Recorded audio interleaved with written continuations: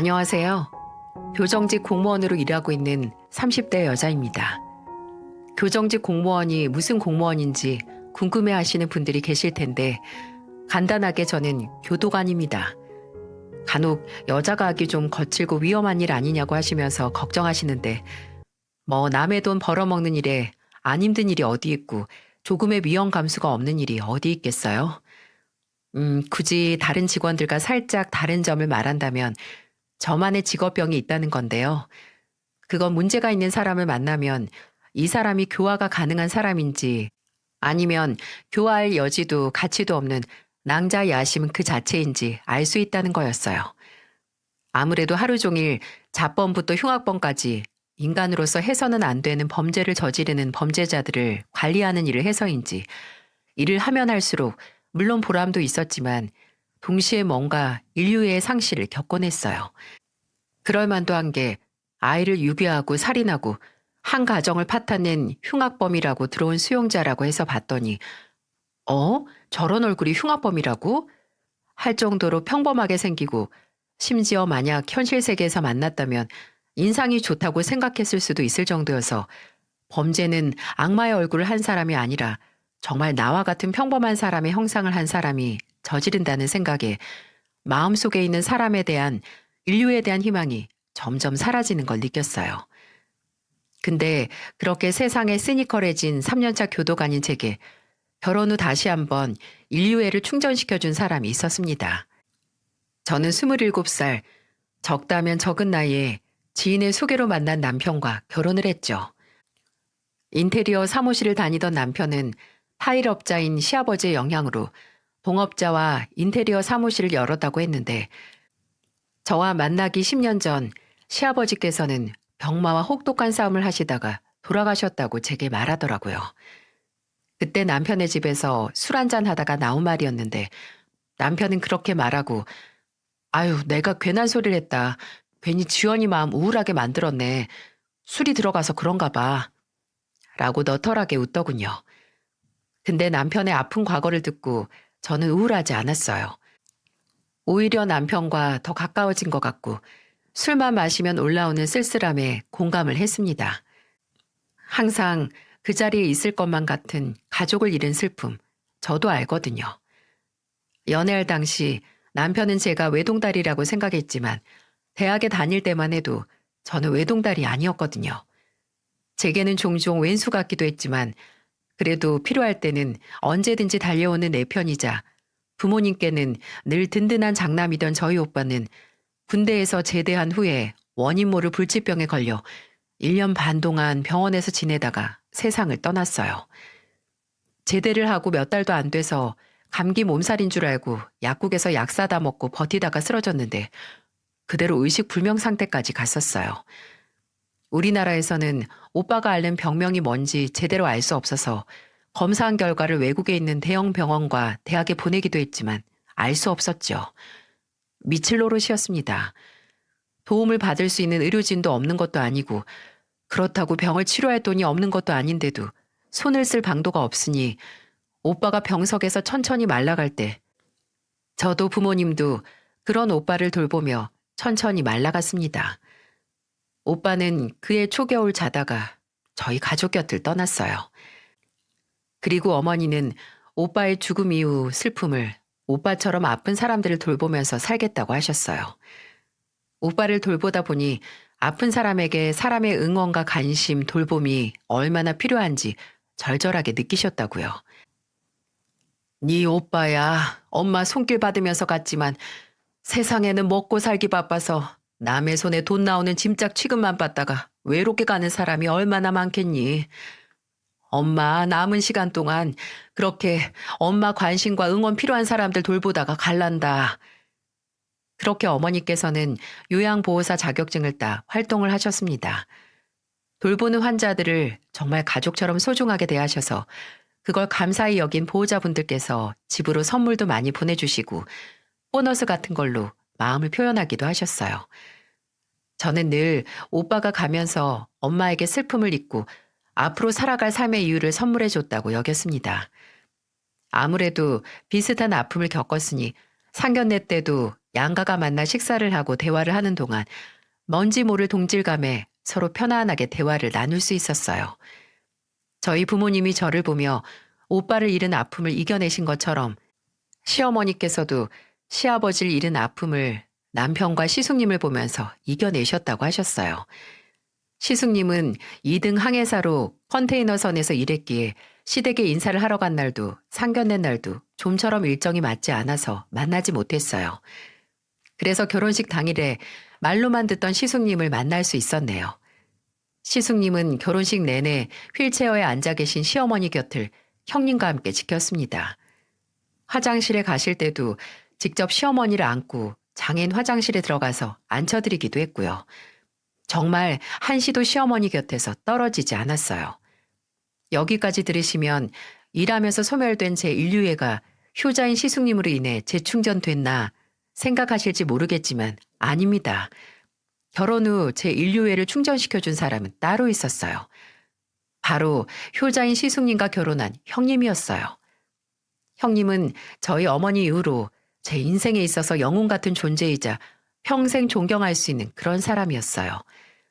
형님은 시숙님과 결혼 후 시어머니를 모시며 항해 일정으로 바다에 나간 시숙님 대신 시어머니를 모시며 며느리 노릇 그리고 딸 노릇을 했습니다. 그리고 형님은 본인의 가족뿐만 아니라 다른 사람들을 챙길 줄 아는 그런 사람이었어요. 저는 저희 형님처럼 착한 사람을 본 적이 없었네요. 형님은 집에서 시어머니를 돌보는 시간 외에는 밖에서 수많은 사람들을 돌보는 봉사를 했습니다. 무료 급식 봉사도 몇 년간 해오셨고요. 신혼 때는 입양 전 아이를 돌봐주는 위탁모 신청을 해서 아이를 돌보기도 했다고 하더라고요. 그때 돌봤던 아이의 사진을 계속 간직하시기도 했고요. 그런 형님의 첫인상도 참 특이했던 기억이 나네요. 시댁에 갔을 때 한창 결혼 준비 얘기를 하고 있었는데 형님이 넌지시 제게 소년원에서도 일해봤냐고 묻는 거예요. 그래서 제가 없다고 하니까 사실 본인이 소년범들 재범률을 낮추는 교화 시스템에 관심이 많다고 방에서 본인이 지금까지 읽은 청소년 교화 시스템과 교육에 대한 논문을 가지고 나오는 겁니다. 나중에 빵을 만드는 과정이 소년범들의 교화 과정에 긍정적인 효과를 낸다는 기사를 보고 정말 제과제빵 자격증을 따기도 했죠. 그리고 소년원에 교화 훈련 프로그램 자원봉사 신청을 해서 지울 수 없는 짓을 저지른 애들에게 빵을 만들면서 성취감을 얻는 법을 가르쳐줬고요. 지금도 정확히 이유는 모르지만 형님과 아주버님은 결혼하고 나서 3, 4년이 지나도 아이가 없었는데 아마 그런 빈자리를 남을 돕고 도움이 필요한 아이들에게 손을 건네며 채운 건 아닌가 싶어요. 저도 그런 형님에게 정말 의지를 많이 했는데 제게는 부족한 긍정적이고 기분 좋은 에너지가 뿜뿜 흘러나오는 형님과 같이 있으면 괜히 저도 좋은 사람이 되는 것 같았거든요. 그래서 결혼하고는 형님과 가장 친한 친구처럼 자주 만나기도 했고 시댁에 놀러가서 시어머니와도 시간을 많이 보냈어요. 그리고 형님은 손맛이 기가 막혔는데 원래 제가 해산물을 안 좋아하는데도 형님이 한 주꾸미 볶음이나 조개 술찜은 정말 주기적으로 생각나서 잠도 못 이룰 만한 정도의 맛이었어요. 근데 아무리 맛있어도 먹고 싶다고 매번 형님을 귀찮게 할 수는 없잖아요.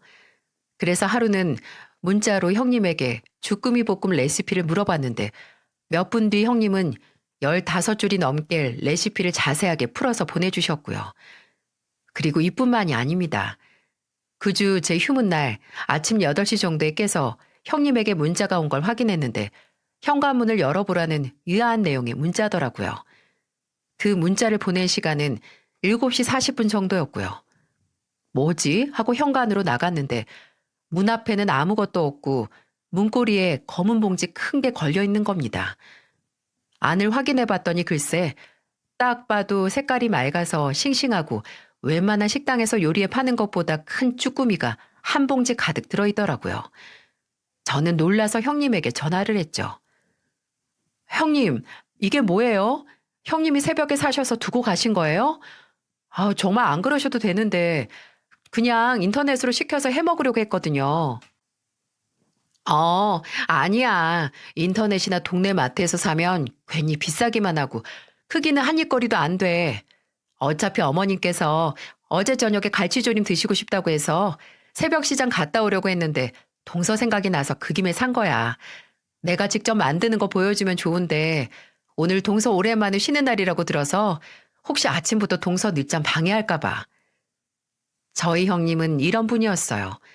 그저 보여주기 식으로 남을 돕거나 허울뿐인 봉사로 본인의 가치를 높이는 사람이 아니라 정말 남을 도와줌으로써 기쁨을 느끼고 삶의 원동력을 얻는, 그리고 가장 가까이 있는 가족을 챙기는 그런 사람이었습니다. 근데 종종 사연투브를 듣다 보면 그런 경우가 있잖아요. 이런 사람이 세상에 딱 100명, 아니 10명만 있어도 더 살기 좋은 세상이 될 텐데 하늘은 그런 사람을 어찌 그리 잘하는지 남들보다 더 빨리 하늘로 데려가는 것 같은 그런 사람이요. 저희 형님도 그랬습니다. 형님은 저와 가족이 되고 3년이 지나기 전 겨울 음주운전 뺑소니 사고로 인해 목숨을 잃었어요. 형님의 죽음이 더욱 안타깝고 제 가슴을 먹먹하게 했던 건 그날 형님은 다른 날과 같이 노숙자분들을 대상으로 무료급식 봉사활동을 하고 집으로 돌아오는 중 그런 참변을 당했다는 거였어요. 시숙님도 그날은 항해 일정이 없어서 3주 휴가를 받아 시댁에 계셨는데 시숙님과 시어머니가 있는 집에 가다가 저녁 8시에 음주운전 차량에 치여 그 자리에서 즉사하셨어요. 음주운전 사고를 낸 가해자는 사고를 내자마자 바로 현장을 벗어나 도망갔고 다행히 그 사건 현장을 목격한 택시기사님과 시민분께서 경찰과 119에 신고를 해서 도망친 가해자도 잡고 저희 형님도 차가운 아스팔트가 아니라 병원으로 옮겨질 수 있었어요. 그렇게 사람의 선한 부분을 보려 노력하고 또 누군가에게는 두 번째 기회가 필요하다는 걸 믿은 형님을 저희 가족에게서 뺏어간 사고 가해자는 무려 그해 막 20살이 된 남자였습니다. 그 초저녁에 술 마시고 운전대를 잡았다가 천사 같은 우리 형님을 그렇게 만든 거죠. 지난 3년 동안 형님으로 인해 구원받고 충전됐던 인류애가 사고 소식과 함께 가해자의 나이를 듣자마자 차게 식었습니다. 병원에서 시신을 운구받고 형님의 장례식 입간식 때 시숙님은 나무간에 잠자듯 누워있는 형님의 손을 세게 잡지도 못하고 울면서 말씀하셨죠.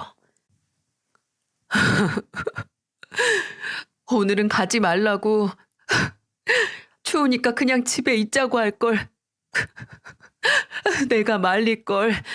미안해 민주야. 미안해. 제발. 내가 잘못했으니까 한 번만 눈 좀 떠줘. 너 이렇게 가면 나 정말 어떻게 살아야 해. 민주야. 민주야. 시어머니도 사고 날 생채기가 남은 형님의 피부를 떨리는 손으로 쓸며 민주야, 민주야 일어나봐라 민주야, 민주야 하고 하염없이 형님을 부르셨지만 형님은 2번 다시 눈을 뜨지 못했습니다. 형님이 사라진 시댁의 분위기는 그야말로 초상집. 아니, 초상집이라고 할 수도 없이 우울하고 적막했어요. 시어머니는 며칠 알아누우셨고 음식을 아예 거부하셨어요. 가슴이 답답해서 넘어가질 않는다고 하시면서요.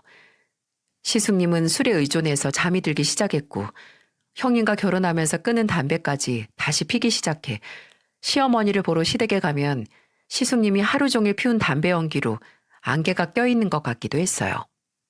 그러다가 사건이 터진 거죠. 시숙님이 시댁에서 극단적인 선택을 한 걸 시어머니께서 발견하신 겁니다. 시어머니는 바로 남편에게 연락을 하셨고 남편은 시댁에 구급차를 보낸 뒤 제게 연락을 했어요. 다행히 시숙님은 제때 병원으로 이송돼서 목숨을 건질 수 있었지만 하루 정도 의식을 찾지 못하고 3일 정도 병원에 입원을 해야 했었죠. 시숙님이 정신을 차리지 못하고 있을 때 제가 시댁에서 시어머니를 모시고 병원에 갔는데 시어머니는 눈을 뜨지 못하는 시숙님을 차마 야속하고 미워도 때리지 못하고 바닥에 주저앉아서 아이처럼 엉엉 우셨어요. 야, 이 나쁜 놈아. 너마저 이 애미 떠나면 이 애미는 어떻게 살라고. 민주 가고 너까지 가면 이 애미한테 죽으라고 하는 거나 다름없어. 어떻게 부모 가슴에 이런 대못을 박아. 이런 대못을. 민주가, 그 착한 민주가 너 이러는 걸 보면 좋아할 것 같아? 그 착한 애가 눈도 편하게 못 감고 좋은 것으로 가지도 못할 거다. 다음 날 정신을 차린 시숙님은 잔뜩 가라앉고 쉰 목소리로 밤새 옆에서 본인을 간호한 시어머니께 죄송하다고 말했어요. 그런 선택을 했던 날 밤 꿈에 형님이 나왔는데 꿈에서 나를 두고 갔다가 그 모습을 보고 차마 안 따라갈 수가 없어서 그런 짓을 했다고 했죠. 다행히 그날 후로는 시숙님도 조금씩 기력을 회복하고 본인이 죽을 만큼 힘들었던 그 고통을 차마 다른 가족들에게 2번이나 더 겪게 할 수 없다고 판단을 했는지 점점 일상을 회복하려고 노력했어요. 물론 혼자만의 노력이 아닌 저나 남편도 곁에서 자주 찾아가 만나면서 도왔고요. 딱 2년 정도 걸렸던 것 같습니다.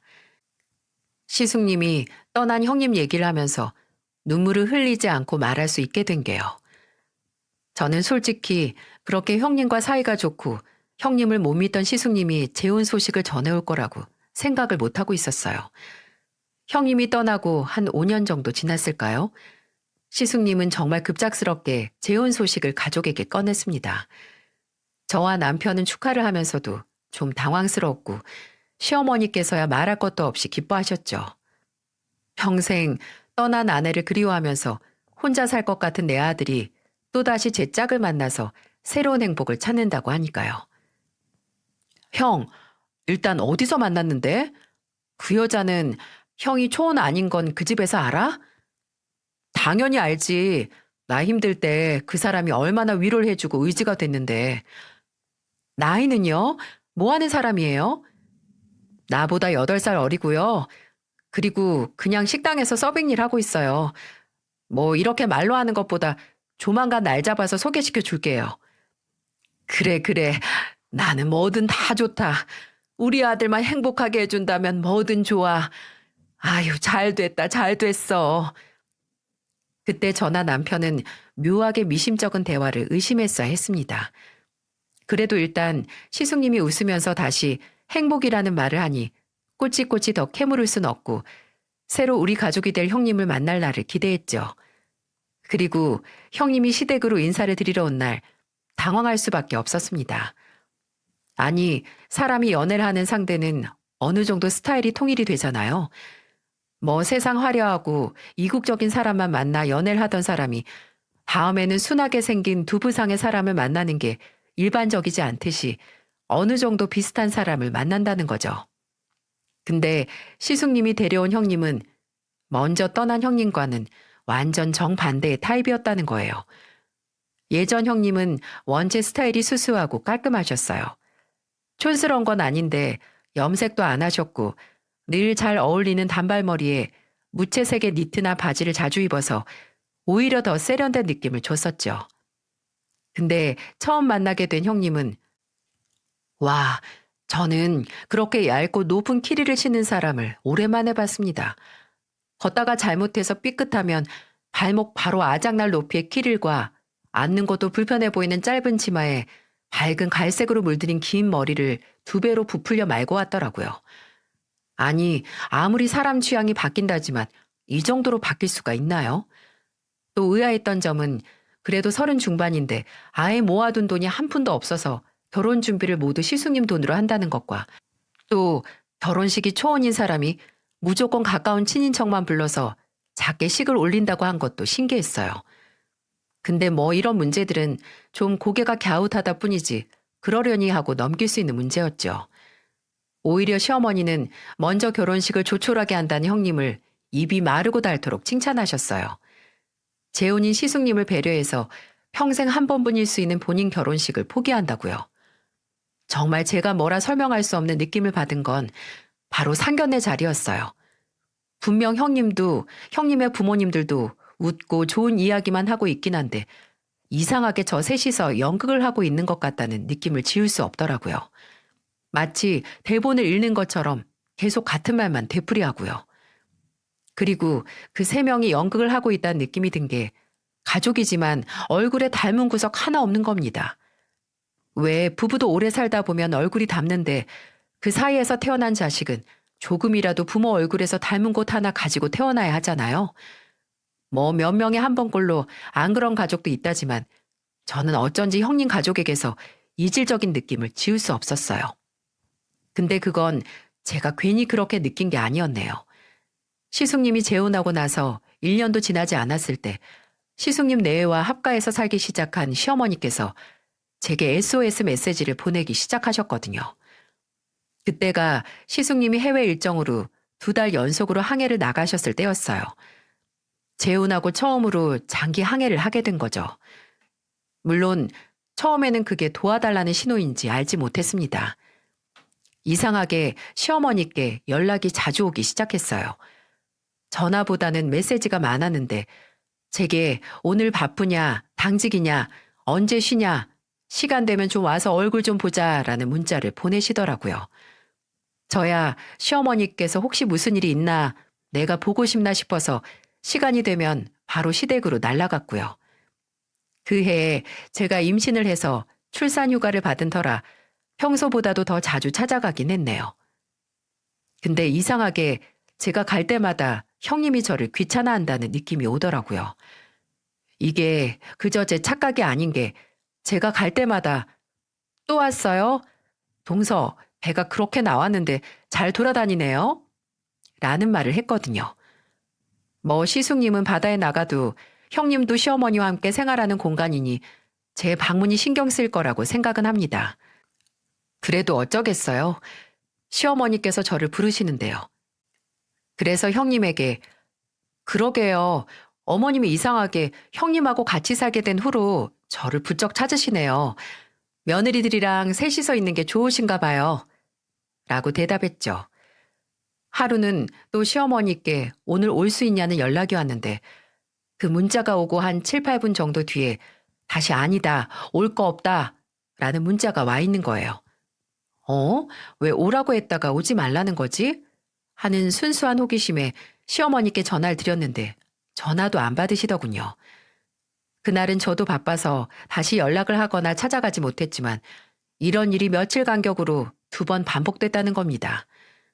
오라고 문자 보내셨다가 몇 분 뒤 아니다, 오지 말라는 정정 문자를 보내시는 게요. 처음이면 그러려니 하는데 3번이라 저는 이상한 느낌을 감추지 못했습니다. 그리고 다음 날 미리 연락 없이 시댁에 찾아갔죠.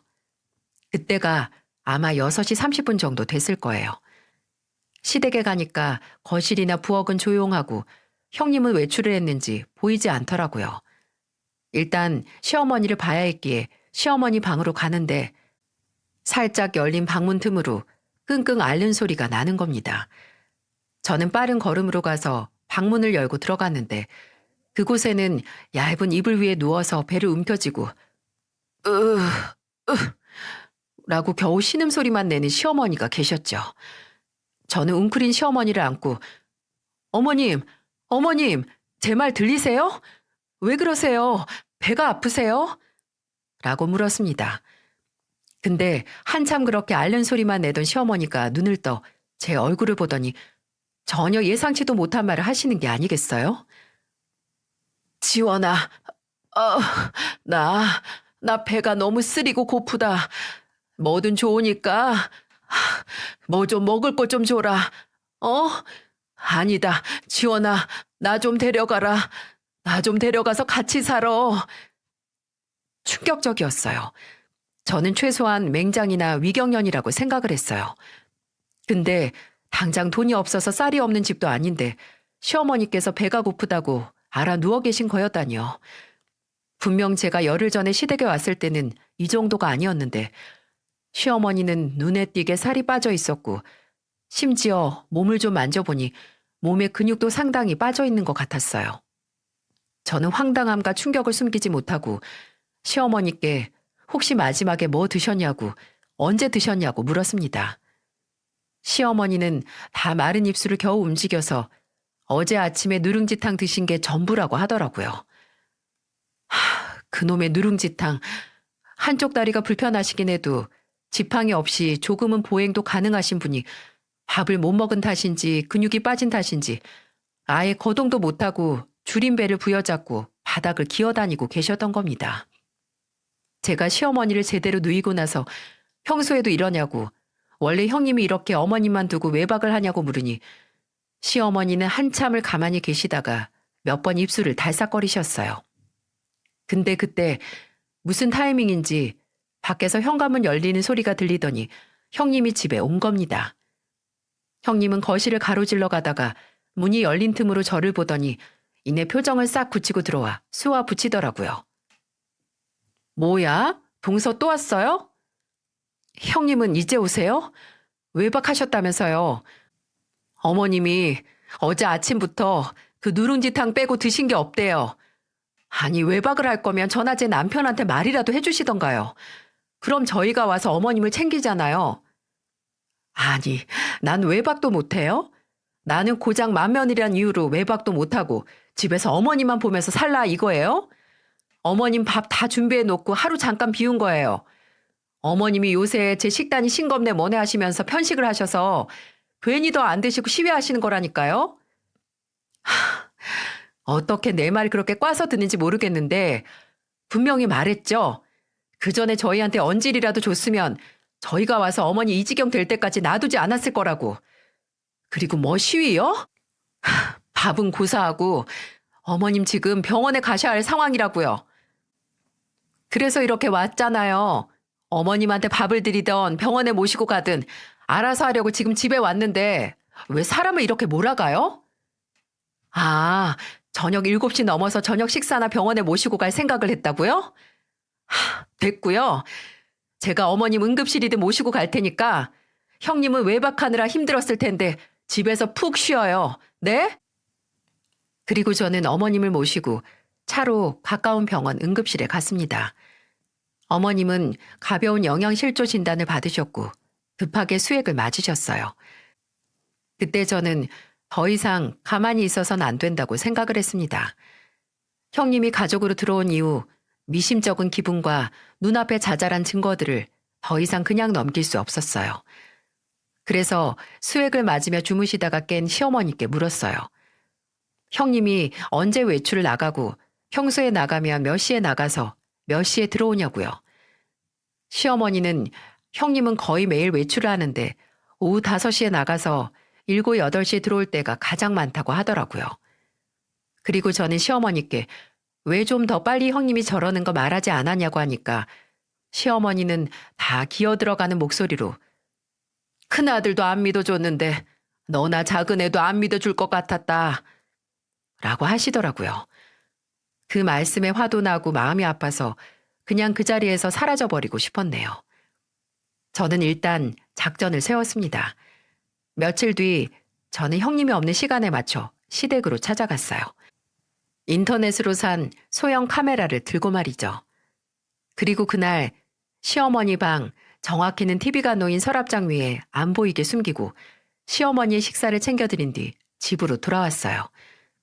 혹시 제 예상처럼 형님이 시어머니에게 가정폭력에 가까운 가혹행위를 하고 있다면 단 하루만 지나도 증거가 그 카메라에 모일 터였으니까요. 저는 며칠 뒤 다시 형님이 없는 틈을 타 시댁으로 갔습니다. 카메라를 회수하고 다시 시어머니와 함께 식사를 한 뒤 집으로 돌아왔죠. 왜 그런 거 있죠? 분명 90% 이상 예상을 했는데 막상 내 예상이 적중한 결과를 봤을 때의 씁쓸함. 차라리 내가 헛다리를 짚어서 과민 반응을 한 거고 괜한 걱정을 했던 게 더 나았을 그런 경우 말입니다. 이것도 딱 그랬습니다. 집으로 돌아와 노트북으로 소형 카메라에 찍힌 영상을 확인했을 때 심장이 두근거리는 소리가 제 귓가에 들릴 정도로 크게 뛰었어요. 고작 그 며칠 동안 시어머니는 그 방 안에서 맏며느리에게 인간 이하의 대접을 받아야 했습니다. 지금도 차마 그 기억을 떠올리면 눈에 열이 몰리고 손이 떨려서 글로 표현하는 것도 힘드네요. 그나마 짧게 설명을 하자면 형님은 마치 수용자에게 식사를 넣어주듯이 트레이에 밥그릇 하나 딸랑 올려서 시어머니에게 식사를 드렸습니다. 심지어 그것도 하루에 2번뿐이었어요. 그 그릇 안에 뭐가 들었는지 말 안 해도 이제 여러분도 아시겠죠? 그 빌어먹을 누룽지탕이 들어있었을 겁니다. 그러다가 시어머니가 식사를 더 달라고 하면 형님은 앙칼진 목소리로 노인네가 도통 배불러 하질 않는다. 내가 식모냐 작작 먹으라는 폭언부터 한 화면에서는 시어머니가 아예 주방으로 직접 가셨나 봐요. 형님이 시어머니 팔뚝을 움켜쥐고 거동도 제대로 못하는 분을 질질 끌고 방 안으로 들어오더니 바닥에 내팽겨치는 겁니다. 그리고 왜 주방에 와서 괜히 일을 만드냐, 밥에 불만이 있으면 나가서 살라고 소리를 고래고래 지르더니 문을 쾅 닫으며 나가는 게 아니겠어요? 몸 안에 피가 부글부글 끓어오르는 것 같았습니다.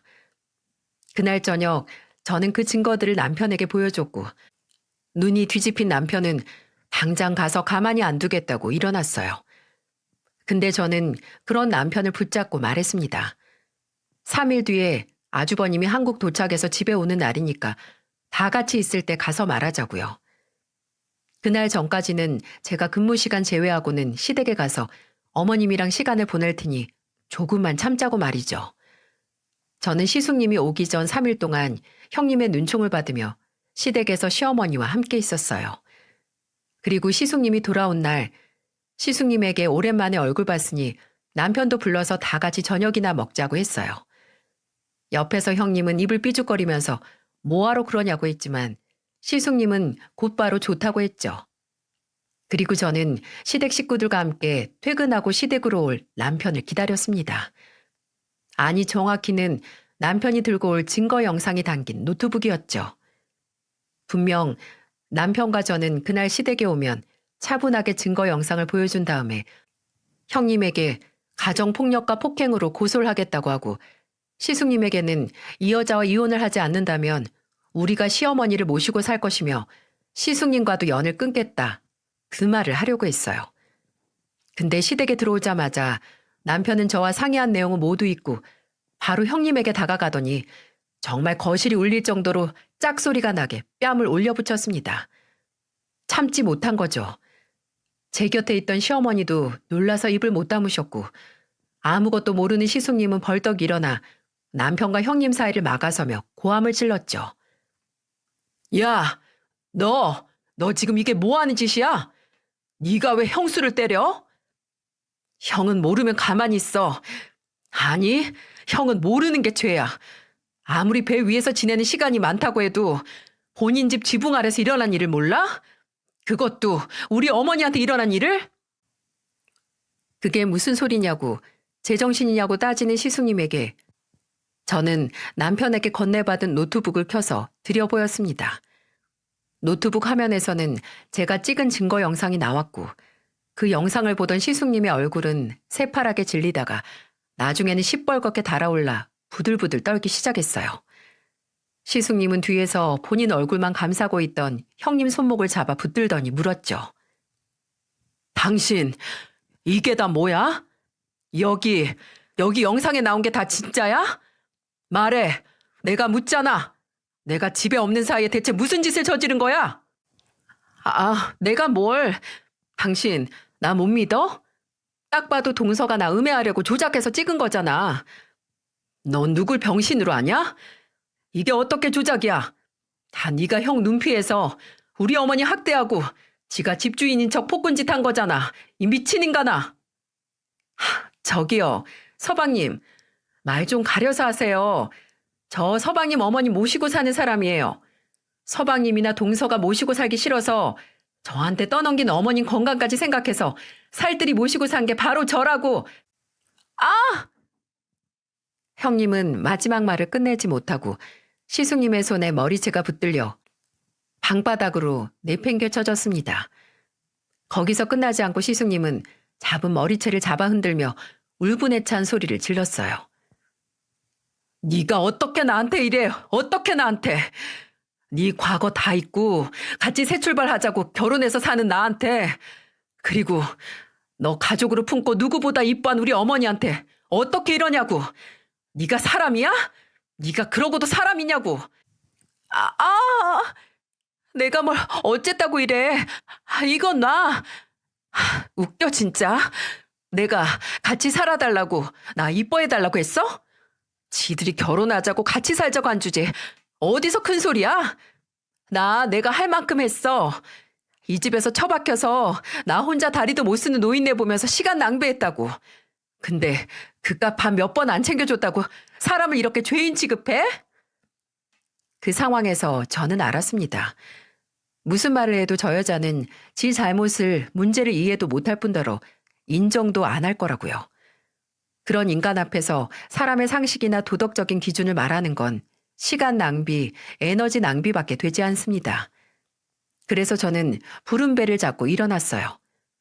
어디서 그런 힘이 났는지 모르지만 저는 주저앉아 있던 그 여자의 머리채와 함께 목덜미를 붙들고 일으켰어요. 그리고 남편에게 현관문을 열라고 했고 있는 힘껏 문 밖으로 그 여자를 밀어 넘어뜨려 내보냈습니다. 그 반동으로 저도 넘어질 뻔했지만 다행히 뒤에서 남편이 절 잡아줬어요. 저는 남편 팔을 붙들고 지금 본인에게 무슨 일이 일어난 건지 인식도 못하고 있는 멍청한 얼굴을 한 그 여자한테 말했습니다. 그래, 근데 이제 이 집에 너하고 같이 살고 싶은 사람은 없고 너 이뻐해줄 사람도 없어. 그러니까 나가. 그리고 길바닥이든 어디서든 이혼 소장이랑 고소장 기다려. 내가 어떻게든 내 가족 건든 네 인생 곤죽으로 만들 테니까. 한 차례 폭풍이 지나간 집에서 정신을 차린 시숙님은 고개 숙이고 있는 시어머니에게 다가가 울면서 그러더라고요. 왜 말 안 했냐고. 왜 이렇게 당하기만 했냐고 애처럼 우는 겁니다. 그래서 제가 너무 답답해서 말했어요. 아주버님이 안 믿으셨다면서요. 어머님, 아주버님이 본인 말 안 믿어줘서 저희한테도 말 안 하셨대요. 어차피 말해봤자 안 믿을 게 뻔하다고요. 제 말을 멍한 얼굴로 듣던 아주버님은 그대로 시어머니 무릎에 고개를 묻고 우열을 했습니다. 울면서 정말 몰랐다. 나하고 있을 때는 나한테도 어머니한테도 잘해서 어머님께서 괜한 오해를 하시는 줄 알았다고 목 놓아 울었어요. 남편은 그런 시숙님 역사를 잡고 형, 정말 내 형만 아니었으면 여기서 패버렸을 거라고 뭘 잘했다고 우냐고 하면서 화를 냈고요. 근데 그때 시어머니는 마른 팔을 들어 시숙님의 멱살을 잡고 있는 남편의 손을 가만히 잡고 말리시더라고요. 그리고 그러지 마라. 정말 몰랐겠지. 네 형이 애미가 이렇게 사는 걸 알고 그냥 있었을 사람이 아니잖아. 라고 하셨습니다. 그때 그런 시어머니의 모습을 보면서 아, 부모란 저런 건가. 본인이 무슨 일을 겪었든 당장 눈앞에 못난 자식을 감싸는 그런 존재인가 하는 생각을 하면서 속으로 눈물을 삼켰습니다. 다음 날 저희는 바로 증거들을 가지고 경찰서로 갔습니다. 그 여자를 가정폭력으로 고소를 했어요. 근데 웃긴 게 이 과정에서 이 여자가 저희에게 알린 친정집 주소가 틀렸다는 걸 알 수 있었어요. 소재지를 알아야 하는데 아예 그 여자가 본인 친정이라고 했던 집에는 사돈 어른이나 사부인이 살고 있지 않았다는 거죠. 심지어 그 사람들이 진짜 부모님이 아니라는 것도 나중에 알게 됐습니다. 그래서 경찰에서 그 여자의 소재지를 알아내는 것도 오래 걸렸어요. 나중에 시숙님이 평소 친하게 지내는 친구 집을 안다고 그 주소를 알려줬는데 정말 그 집에서 지내고 있었더라고요. 소재지를 알아낸 뒤 아예 변호사 찾아가서 이혼 소송도 해버렸습니다. 물론 변호사에게 그 여자가 가정폭력으로 형사조사 중이라는 걸 알렸죠. 저는 그 여자가 저지른 만행보다도 이 사건에 있어서 더 충격적인 일이 있는데요. 바로 이혼 소장을 내고 온 시숙님이 저와 남편에게 한 한 가지 고백이었어요. 시숙님은 술에 거나하게 취해서 저희에게 그동안 왜 그 여자를 만나게 된 가정을 얼버무려서 말하고 만나서 재혼도 갑작스럽게 얘기를 꺼내는지에 대해 설명했어요. 근데 숨겼던 이유가 확실히 있더라고요. 시숙님과 그 여자가 만나게 된 곳은 바로 술집이었고 그냥 술집도 아니고 도우미가 나오는 술집에 시숙님이 간 술집에서 만난 도우미가 바로 그 여자였다는 겁니다. 나도 솔직히 너무 쪽팔리다. 재수씨, 내가 재수씨 보기도 곧 있으면 태어날 우리 조카 보기도 너무 창피해요. 근데 내가 너무너무 외로웠어요. 너무 외롭고 힘든데 그때 내 손 잡아주고 위로해주고 했던 게 혜빈이 걔였어요. 누구보다도 가장 따뜻하게 날 안아주는데 내가 어떻게 마음이 안 가요. 그래도 결혼해서 과거 다 잊고 같이 살면 아무 문제 없을 거라고 했는데 내가 등신이지. 내가 등신이야. 형이 그냥 등신이야? 이 한심한 인간아. 고작 외롭다고 술집 여자 만나서 결혼하고 가족들, 특히 어머니한테 이런 불효 저지를 거면 차라리 콱 죽어버려. 남들은 그런 외로움 안 느끼고 사는 줄 알아? 고작 외롭다고 이런 일을 일으켜? 맞아요, 아주버님.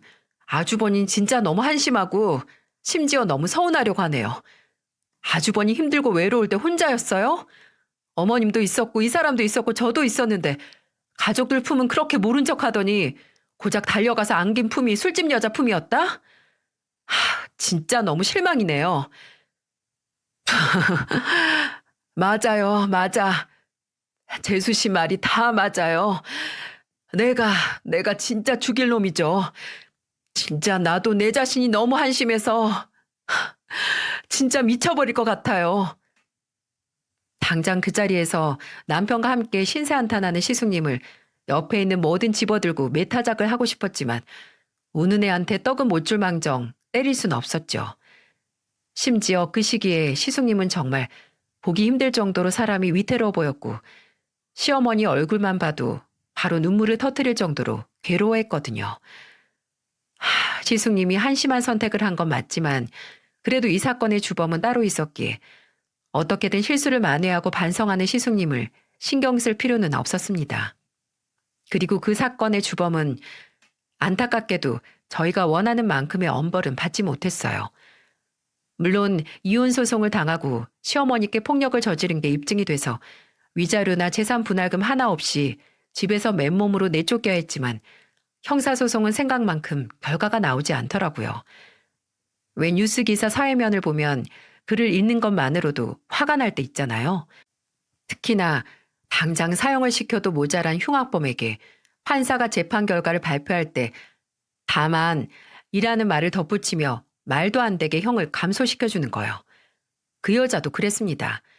혐의는 인정하나 다만 초범이고 이 여자가 변호사를 써서 불면증과 우울증으로 인한 심신미약 상태를 주장해서 그 여자는 실형은 받지 않고 집행유예로 절감을 받았습니다. 저희 가족은 분노했죠.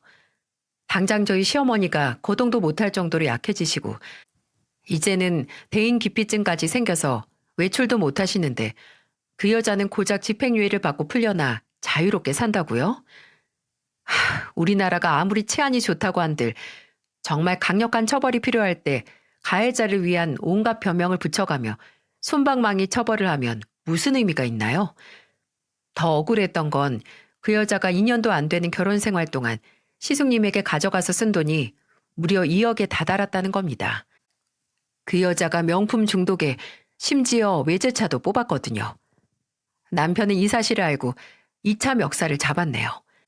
당장 돈을 돌려받을 방법이 없어서 뒷골이 당겼지만 그래도 다행히 제가 그 여자를 급하게 그 집에서 내쫓는 바람에 차나 지가 산 명품 가방, 옷, 신발을 챙겨서 나가지 못했다는 거죠. 저는 시숙님에게 말해서 그 여자가 그렇게 사랑한 명품들과 차를 팔아버리자고 했어요. 그래서 남편이 중고차 사이트에 알아본 뒤에 차도 진짜 팔아버리고 제가 중고 어플에 명품들 몽땅 빨리 팔리게 저렴한 가격에 내놔서 고작 3주도 안 되는 시간 동안 다 팔아버릴 수 있었어요. 정말 다행이었죠. 2억이라는 돈에 비하면 푼돈이지만 그나마 그거라도 건졌고 또 이혼 소송 중에 지 물건 찾으러 왔다고 시댁으로 온 그 여자가 본인이 그렇게 사랑한 명품과 외제차를 다 팔아버렸다는 걸 알았을 때 반응이 진짜 웃겼거든요. 나중에 시숙님에게 듣기로는 그 여자는 당신이 뭔데 내 물건을 파냐고 도로 가져오라고 바락바락 소리를 질렀고 시숙님은 그 여자의 말에 코웃음을 치며 말했다고 해요. 그게 다 어떻게 네 거야? 내 거지. 너 그것들 살 때 긁은 카드 누구 건데? 그나마 네가 나한테 현찰로 뜯어간 돈은 눈 감고 넘어가는 거니까 주제 모르고 짖지 마. 너 내가 작정하고 그 돈 받아내려고 하면 너 가져다가 팔아도 못 받을 테니까 알아들어? 그 여자는 시숙님의 말을 듣자마자 바닥에 주저앉아서 애처럼 두 다리를 버둥거리며 그 차랑 옷이랑 가방들 다 내 거라고 도로 가져와. 가져오라고! 라고 떼를 썼다고 하네요. 물건을 그렇게 지 새끼 마냥 귀한 줄 알면서 사람은 왜 귀한 줄 몰랐을까요? 근데 저희 가족은 당장 그 여자에 만족하지 못할 처분을 듣고 분노할 여유가 없었네요. 왜냐하면 이 사건의 후유증으로 시어머니께서 마음의 문을 닫으셨거든요. 어쨌든 시숙님은 다시 승선을 해서 일을 해야 했고 아이를 낳고 나서는 저도 하루 24시간을 시어머니 곁을 지킬 수도 없고 남편도 직장이 있으니 저희는 일단 요양보호사를 고용하려고 했어요. 근데 처음 보는 사람이라 그런지 시어머니께서 좀처럼 마음을 안 여시고 적응을 도무지 못하시더라고요. 그래서 저는 어떻게 해서든 시어머니께서 맞는 보호사를 찾기 위해 어머니께 연락을 해서 주변에 가장 추천할 만한 보호사 없냐고 조언을 구했습니다. 근데 그때 저희 어머니께서 그러시더라고요. 왜 멀리서 찾니? 나 있잖아, 네 엄마. 물론 저희 어머니가 정말 유능하고 누구보다 다정한 요양보호사이긴 했지만 생각도 못 해봤거든요. 저는 어머니께 정말 진심이냐고 물었고 어머니는 그나마 얼굴을 아는 사람이 옆에 있으면 괜찮을 거라고 일단 며칠만 엄마가 가서 사부인을 돌보겠다고 하셨습니다. 근데 저희 어머니께서 무슨 마법을 부리신 걸까요?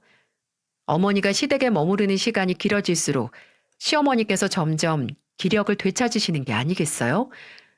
저는 친정어머니 얼굴도 보고 시어머니도 볼 겸 간 시댁에서 시어머니가 식탁에 앉아 스스로 밥을 드시는 모습을 보고 기함을 했습니다. 원래는 보호사가 먹여줘도 입 꾹 다물고 안 드셨거든요. 그래서 어머니께 대체 비법이 뭐냐고 물으니까 어머니는 웃으시면서 말씀하셨어요. 우리 나이대 사람들이 쉴 틈 없이 나눌 얘기가 뭐겠니? 다 자식 얘기지. 어머니는 시어머니와 자식들 욕도 하고 한탄도 하고 또 그러다가도 어쨌든 내 새끼가 예쁘다라는 칭찬을 하면서 하루 종일 시어머니와 수다를 떠셨다고 해요. 그리고 그렇게 활력을 되찾으며 대화를 나누다 보니 자연스럽게 시어머니께서는 허기를 느끼셨고 스스로 밥을 드시게 된 겁니다. 그 후로는 두 분이 같이 외출도 하시고 나가서 외식도 하시게 되더라고요. 저희 어머니께서는 반년 만에 시어머니를 그 암울한 터널 속에서 세상 밖으로 끄집어내셨어요. 그리고 그 후로는 시숙님이 바톤을 받아 시어머니를 모셨고요. 시숙님은 큰 결심을 하셨어요. 본인이 바다로 나간 시간 동안은 어머니를 못 모시니까 일을 그만두고 무슨 일이든 집에서 매일 출퇴근하는 일을 시작하겠다고요. 시숙님은 저와 남편에게 너나 재수 씨가 나한테 실망한 걸 알지만 나 정말 이번에는 잘해보고 싶어. 내가 잘못한 거 평생 사죄하면서 어머니 모실 거야. 라는 말을 했어요. 다행히 시어머니께서도 끝까지 시숙님과 함께 사시겠다는 걸 택하시고 시숙님께 두 번째 기회를 주셔서 지금까지 시숙님은 시어머니를 모시며 시댁이 있는 동네에 프랜차이즈 음식점을 열어서 잘 살고 계세요. 시어머니께서 몸 상태가 괜찮으시면 휠체어에 모시고 함께 식당에 나가시기도 하고요. 또 가게에는 어차피 직원들이 있어서 시댁을 왔다 갔다 하면서 시어머니와 함께 점심을 먹고 다시 식당에 가거나 하면서 어떻게든 시어머니와 함께 시간을 보내시려고 노력 중입니다. 물론 저도 시숙님에게 실망을 하긴 했지만 그래도 그렇게 본인의 마음을 표현하고 잘못을 만회하려는 노력을 하는 걸 보니 시숙님은 그 여자와는 다르게 교화가 충분히 가능하겠다는 생각이 들더라고요.